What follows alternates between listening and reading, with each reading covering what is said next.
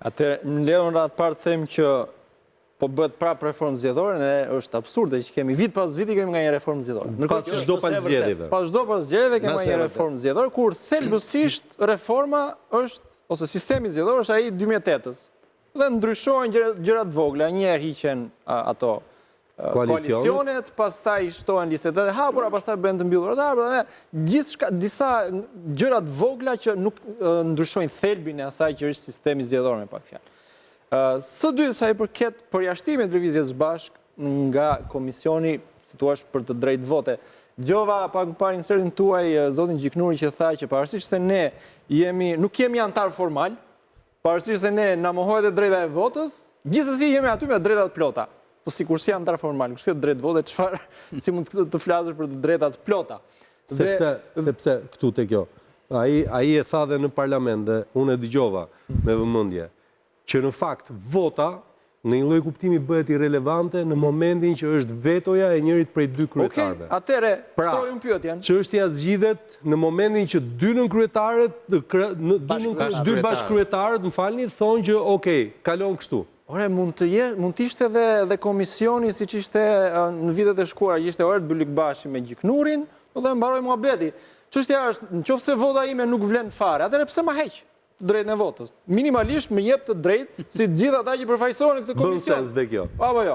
Kështu që ç'kuptim ka që unë të jem aty si një përfaqësues i një organizate jo qeveritare që është aty për dhënë këshilla, për dhënë mendime.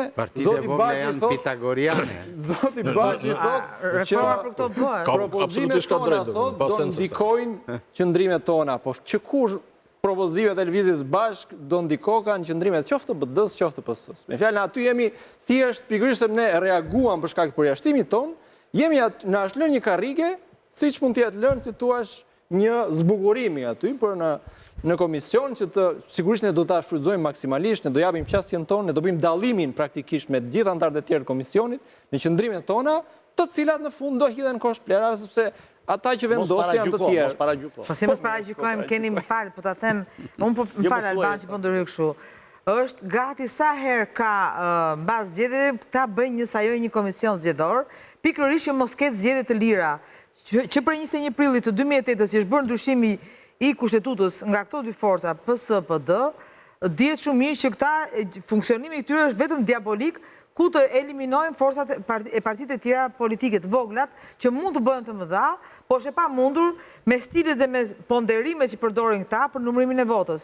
Dhe në rast se kjo vërtet do kishte një reformë zgjedhore kushtetuese, gjëja e parë që këta do bënin dhe nuk e bëjnë, dhe me që është zoti Muço këtu do doja shumë ta kishe në vëmendje, është referendumi, e drejta e referendumit është sankcionuar në Kushtetutën e Shqipërisë dhe në ligjin për njësitë vendore, ke dy lloj referendumesh, kombëtar dhe lokal, dhe kjo klasë politike, sa herë bën komisione zgjedhore, bën sikur se kuptojnë që nuk ka një ligj organik për të bërë referendume për çështje kombëtare, të gjithë shqiptarët duhet marrin pjesë, të votojnë, janë dakord, janë dakord. Për çfarë do lloj gjëje, edhe për ishullin e Sazanit dhe për gjitha gjërat që merren vendime të përkohshme të një udhëheqësi të përkohshëm, ndërkohë janë vendime afatgjate për një komb.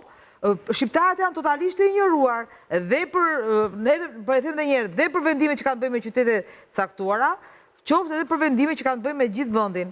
E ke në kushtetut, e ke dhe në nenin 2, që në hyrje thot, shqiptarët mund të marrin pjesë drejt për drejt në vendimarrjen e shtetit të tyre. Edhe në nenin 150 të kushtetutës ke një kapitull tërë për referendumet, ndërkohë referendumet janë të pabëshme. Janë pabëshme sepse s'ka ligj organik. E ka dhe ligji për njësitë vendore, dhe ligji për njësitë vendore, e bëjnë të pabëshme, për të bërë referendume. Sepse duan që t'jenë këta që vendosin dhe vënd diktatin mbi shqiptarët dhe mos ketë pjesëmarrje të shqiptarëve nga poshtë lartë. Ata që votojnë këto parti. Po qa votojnë me emrimin, listin e emrimit të kryetarit partisë.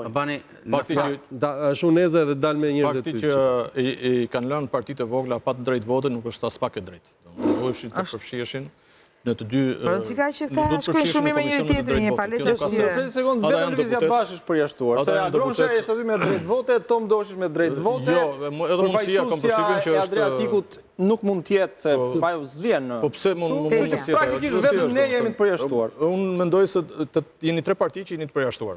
Po pse? Po edhe mundësia, është përjashtuar nga Jo, ka drejt vote Ka drejtë vote. Edhe Tom Doshi. Edhe këta që janë pa drejt vote nuk ka sens kjo. S'ka logjik. Tjetë deputet, tjetë në komision dhe mos ketë drejt vote, është diskriminuese, edhe fletë shumë. Pavarësisht se partitë e vogla kanë një qasje minimaliste ndaj reformës dhe ndaj procesit zgjedhor. Kanë qasje minimaliste sepse gjithmonë atakojnë sistemin. Mendojnë se sistemi është problemi i zgjedhjeve. Sistemi nuk është problemi i zgjedhjeve. Kjo s'është qasja jonë. Është një nga problemet, por nuk është problemi themelor. Problemi themelor është qasja që ka qeveria ndaj zgjedhjeve. Kushdo qeveri qoftë. Me këtë sistem zgjedhor, i cili është shumë i kritikueshëm në shumë aspekte, janë bërë zgjedhje shumë të mira në 2009 dhe në 2013. Domethënë në 2009 qeveria dhe opozita dolën të barabartë në vota, në 2013 fitoi opozita me këtë sistem. Natyrisht ky sistem favorizon partinë më të madhe në proporcional. Është e padiskutueshme kjo. Ka edhe defekte tjera, por nuk duhet të merrem me atë. Do të thënë që qasja e tyre ndaj sistemit duhet të ndryshojë dhe narrativa e tyre në lidhje me reformën zgjedhore duhet përqendrohet te standardet. Nëse përqendrohet te standardet do jetë një gjë e cila mund të ketë një output. Nëse nuk përqendrohet te standardet, se mos më fal. Ka ndodhur diçka shumë e rëndësishme sot, me pjesëmarrjen që kanë bërë në komisionin e përbashkët, PSD, duke që aty vetëm kurorëzimi sepse të gjitha kulisat ishin bërë në tavolinë, PD-ja sot indirekt pranoi edhe zgjedhjet e 11 majit. Faktikisht këtë të reguat me reformën me komision. Po normal. Me komision. Sepse si njojmë, sot urime që të reguat këgja vetë reflektim. Po të gjukonin mbi sistemet, sistemi më i mirë, i cili ka patur më pak efekte negative në politikë bërje, po edhe në strukturën e politikës në përgjithësi dhe strukturën e partive politike, po edhe në strukturën e parlamentit, ka qenë sistemi majoritar proporcional mix i 100 nga majoritari 40 nga proporcionali. A e në nëzirë totalisht jashtë Kjo është pastaj, kjo është tjetër gjë. Kjo është tjetër gjë, po megjithatë ka proporcional atje. Nuk ke proporcional. Ti mund të kuftosh proporcional, natyrisht që pragu do jetë i lartë, po në qoftë se ti do jesh parti me 5%, nëse do të jesh një parti me 5% është shumë mirë. Nëse nuk jemi 5%, ja që hyre prapë tek sistemi.